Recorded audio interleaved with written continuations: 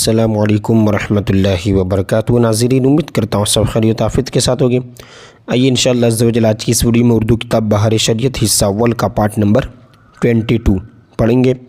اور چونکہ حشر کا بیان چل رہا ہے، میدان محشر کا معاملہ اور قیامت کے واقع ہونے کا معاملہ، اور اس کی بیان جو ہو چکی باتیں کچھ، اور آئیے اب یہاں سے کنٹینیو کرتے ہیں۔ اور اس کے علاوہ اور بھی معلومات ہے جو یہاں سے ہمیں پڑھنی ہے۔ دیکھیں یہاں سے کنٹینیو کرتے ہیں، پھر یعنی اب اس کے بعد کیا معاملہ ہوگا۔ باوجود ان مصیبتوں کے، یعنی اور مصیبتیں تو پہلے سے ہیں، لیکن اس کے ساتھ ساتھ کوئی کسی کا پرسان حال نہ ہوگا، یعنی کوئی کسی کو پوچھنے والا نہیں ہوگا۔ بھائی سے بھائی بھاگے گا، ماں باپ اولاد سے پیچھا چھڑائیں گے، ہے نا، بیوی بچے الگ جان چرائیں گے، یعنی سب ایک دوسرے سے بھاگیں گے۔ ہر ایک اپنی اپنی مصیبت میں گرفتار، کون کس کا مددگار ہوگا۔ حضرت آدم علیہ السلام کو حکم ہوگا کہ اے آدم، دوزخیوں کی جماعت الگ کر۔ عرض کریں گے کتنے میں سے کتنے؟ ارشاد ہوگا ہر 1000 سے 999، یہ ہے نا، یعنی 1000 میں سے 999، یعنی اتنے سارے مجرم ہو گئے۔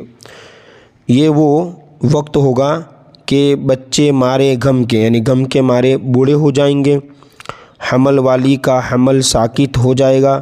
لوگ ایسے دکھائی دیں گے کہ نشے میں ہے، حالانکہ نشے میں نہ ہوں گے، لیکن اللہ کا عذاب بہت سخت ہے۔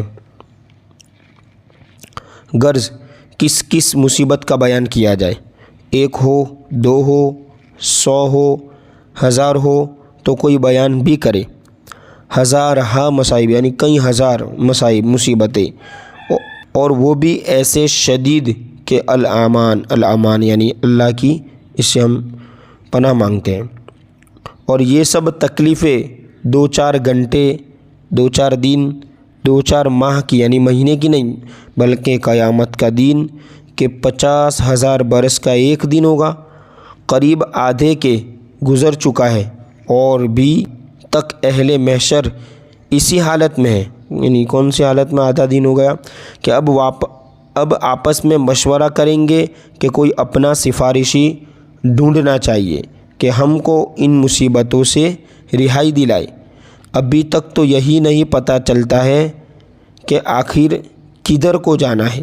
یہ بات مشورے سے قرار پائے گی کہ حضرت آدم علیہ السلام ہم سب کے باپ ہیں۔ اللہ تعالیٰ نے ان کو اپنے دست قدرت سے بنایا اور جنت میں رہنے کی جگہ دی اور مرتبہ نبوت سے سرفراز فرمایا۔ ان کی خدمت میں حاضر ہونا چاہیے، وہ ہم کو اس مصیبت سے نجات دلائیں گے۔ دیکھیں آگے، غرض افتاں و خیزاں، یعنی گرتے پڑتے، کس کس مشکل سے ان کے پاس حاضر ہوں گے، اور عرض کریں گے اے آدم، آپ ابو البشر ہیں۔ اللہ عز و جل نے آپ کو اپنے دست قدرت سے بنایا اور اپنی چنی ہوئی روح آپ میں ڈالی، اور ملائکہ سے آپ کو سجدہ کرایا، اور جنت میں آپ کو رکھا۔ تمام چیزوں کے نام آپ کو سکھائے، آپ کو صفی کیا۔ آپ دیکھتے نہیں کہ ہم کس حالت میں ہیں؟ آپ ہماری شفاعت کیجئے کہ اللہ تعالی ہمیں اس سے نجات دے۔ فرمائیں گے میرا یہ مرتبہ نہیں، مجھے آج اپنی جان کی فکر ہے۔ آج رب عز و جل نے ایسا غضب فرمایا ہے، نہ پہلے کبھی ایسا غضب فرمایا، نہ آئندہ فرمائے۔ تم کسی اور کے پاس جاؤ۔ لوگ عرض کریں گے آخر کس کے پاس ہم جائیں؟ فرمائیں گے نوح کے پاس جاؤ کہ وہ پہلے رسول ہے کہ زمین پر ہدایت کے لیے بھیجے گئے ہیں۔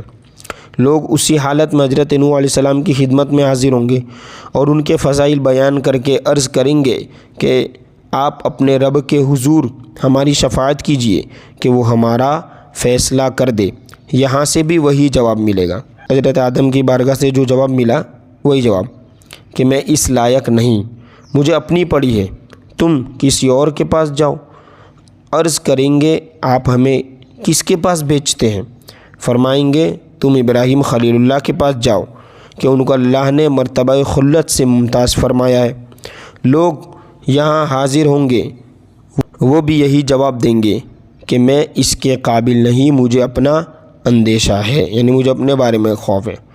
مختصر یہ کہ وہ حضرت موسیٰ علیہ السلام کی خدمت میں بھیجیں گے، وہاں بھی وہی جواب ملے گا۔ پھر موسیٰ علیہ السلام حضرت عیسیٰ علیہ السلام کے پاس بھیجیں گے، وہ بھی یہی فرمائیں گے کہ میرے کرنے کا یہ کام نہیں، آج میرے رب نے وہ غضب فرمایا ہے کہ ایسا نہ کبھی فرمایا نہ فرمائے، مجھے اپنی جان کا ڈر ہے، تم کسی دوسرے کے پاس جاؤ۔ لوگ عرض کریں گے آپ ہمیں کس کے پاس بھیجتے ہیں؟ فرمائیں گے تم ان کے حضور حاضر ہو جن کے ہاتھ پر رکھی گئی ہے، جو آج بے خوف ہے، اور وہ تمام اولاد آدم کے سردار ہیں۔ تم محمد صلی اللہ علیہ وسلم کی خدمت میں حاضر ہو، وہ خاتم النبیین ہیں، وہ آج تمہاری شفاعت فرمائیں گے۔ انہی کے حضور حاضر ہو، وہ یہاں تشریف فرما ہے۔ اب لوگ پھرتے پھراتے، ٹھوکریں کھاتے، روتے چلاتے، دہائی دیتے، حاضر بارگاہ بے کس پناہ ہو کر، یعنی حضور کی بارگاہ میں حاضر ہو کر عرض کریں گے اے محمد صلی اللہ علیہ وسلم، اے اللہ کے نبی، حضور کے ہاتھ پر اللہ عز و جل نے فتح باب رکھا ہے، آج حضور مطمئن ہیں۔ ان کے علاوہ اور بہت سے فضائل بیان کر کے عرض کریں گے حضور ملاحظہ تو فرمائیں ہم کس مصیبت میں ہیں اور کس حال کو پہنچے، حضور بارگاہ خداوندی میں ہماری شفاعت فرمائیں اور ہم کو اس آفت سے نجات دلوائیں۔ جواب میں ارشاد فرمائیں گے انا لہا، میں اسی کام کے لیے ہوں، انا صاحبکم، میں ہی وہ ہوں جسے تم تمام جگہ ڈھونڈ آئے۔ یہ فرما کر بارگاہ عزت میں حاضر ہوں گے اور سجدہ کریں گے۔ ارشاد ہوگا، دیکھ اللہ کی بارگاہ سے کیا جواب ملے گا، یا محمد ارفع رأسک وقل تسمع وسل تعطى واشفع تشفع، کہ اے محمد اپنا سر اٹھاؤ اور کہو تمہاری بات سنی جائے گی، اور مانگو جو کچھ مانگو گے ملے گا، اور شفاعت کرو تمہاری شفاعت مقبول ہے۔ سبحان اللہ۔ کومنٹ میں بھی سبحان اللہ لکھ دیا کرے اگر آپ دیکھ رہے ہیں پوری ویڈیو تو۔ دوسری روایت میں ہے کہ وقل توطع، فرماؤ تمہاری اطاعت کی جائے۔